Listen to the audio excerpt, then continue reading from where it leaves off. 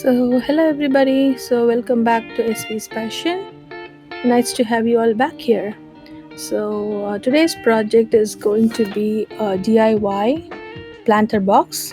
We decided to make a planter box for our garden. We looked through the different wood options and we decided to get pine slats from the Home Depot.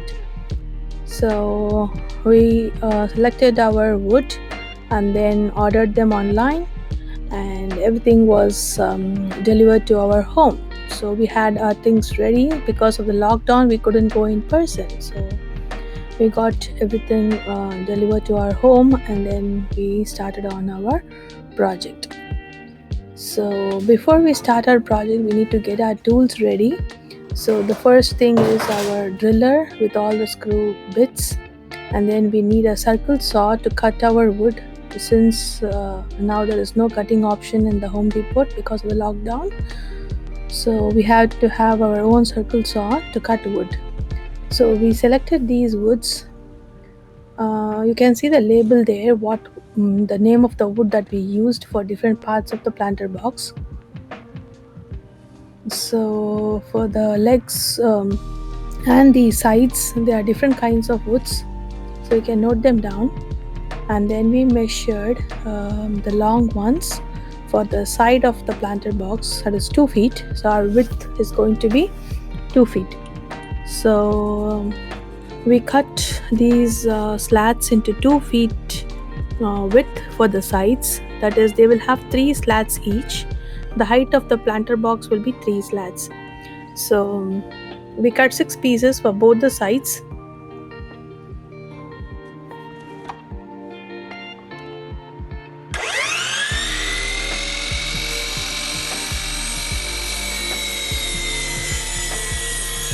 So this was our first experience using the circular saw. It was pretty easy and the job was neatly done.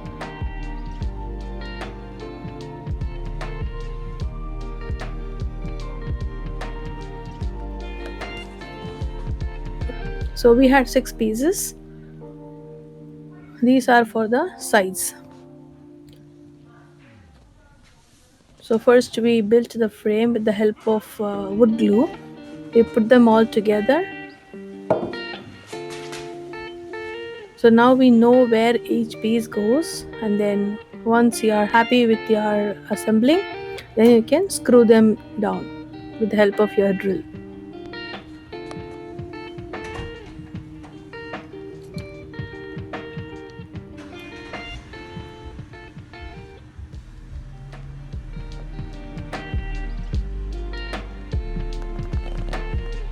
There are 3 main parts to the planter box. One is the outer frame, the length portion, the sides, and the base. So our base is also going to be 2 feet width. So we cut about 21 pieces.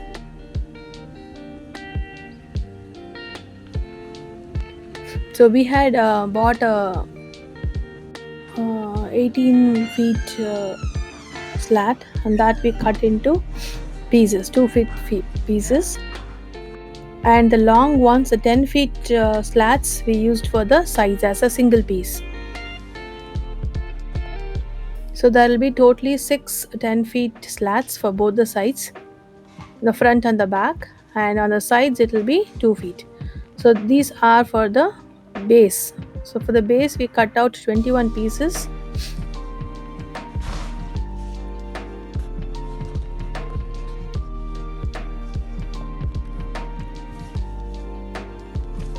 And then comes the assembling part. So first you glue everything together, then you start screwing them down.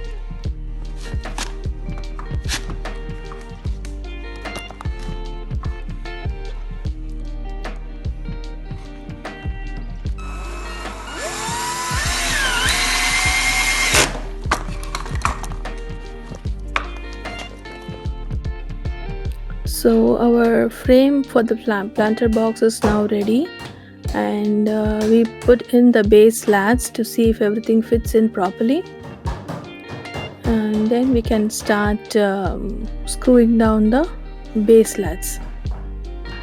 So to have equal spaces in between the wood pieces, you can use those gap spacers so that you have enough space for water drainage and also for expansion and contraction of wood. Because of the climatic changes, so you might need to leave some gaps in between.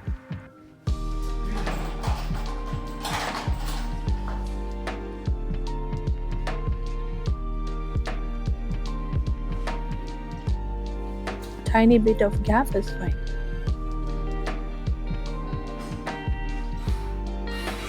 So we have almost assembled the whole box.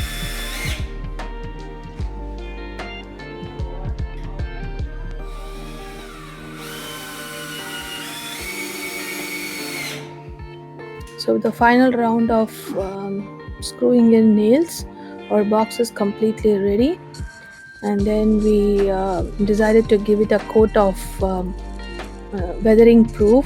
It's a waterproof stain.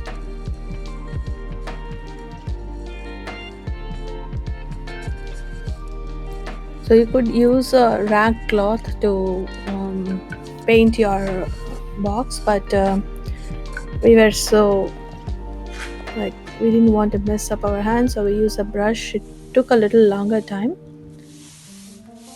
but we were okay.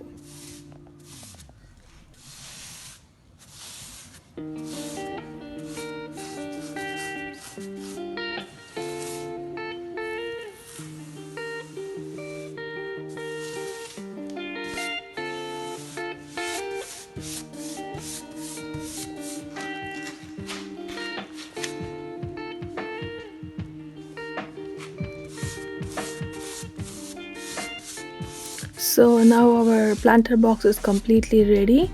We even put the lawn fabric inside and nailed it down so that it doesn't fall over. So before we bring in our planter box to our backyard, we prepared the place where we are going to place it.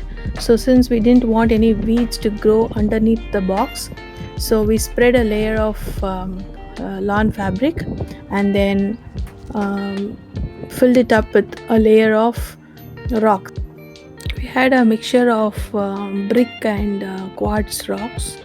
We get all these at garden centers or Home Depot. Now we were getting ready to fill up our planter.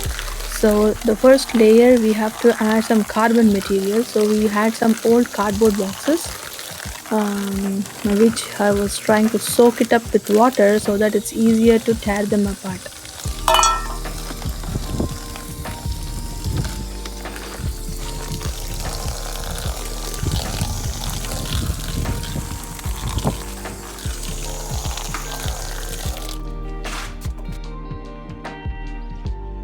Since these were very hard cardboard boxes, so it will be easier if you soak them well.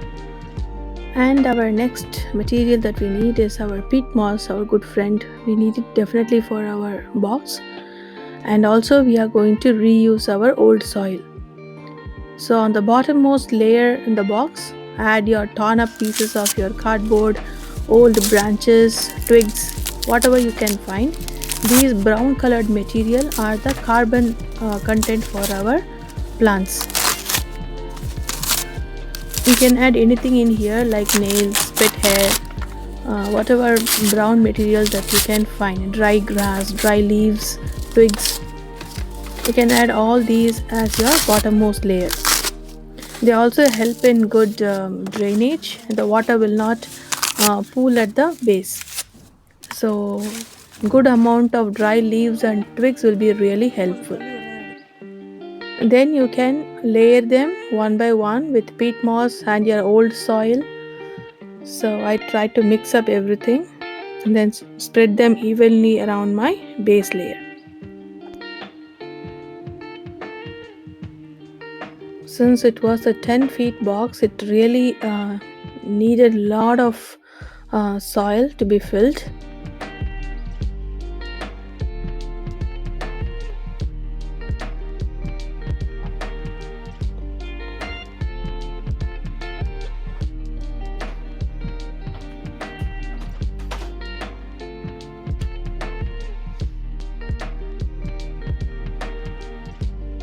You can even separate the layers of the cardboard boxes for easily decomposting it.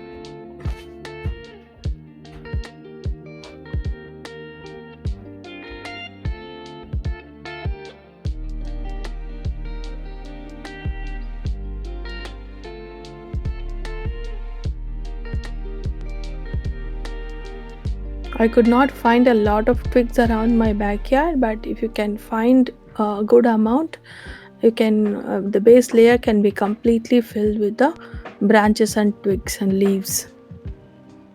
Then I filled up the whole thing with soil.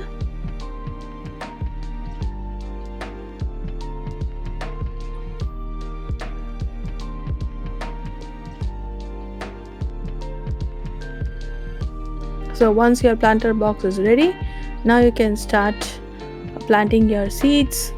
So I used direct planting. I planted my beetroot seeds in here.